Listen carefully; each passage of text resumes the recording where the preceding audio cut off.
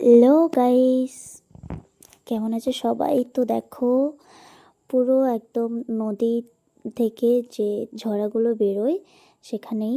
তো আজকে আমার বরমশাই আর তার বন্ধু মিলে কাঁকড়া ধরতে গেছে। এই যে থোপা দিয়ে রেখেছে। ভিডিওটা যদিও বরবাবুই তুলেছে, সেখানে তো আমি যাইনি। তো জায়গাটাও আমারও দেখা হচ্ছে, তো ভাবলাম তোমাদেরকেও দেখাই যে কীরকম জায়গাতে গেছিলো আজকে কাঁকড়া ধরতে। প্রায় অনেক সকালেই গেছে, আর এই দেখো কাঁকড়া ধরে নিয়ে এসছে।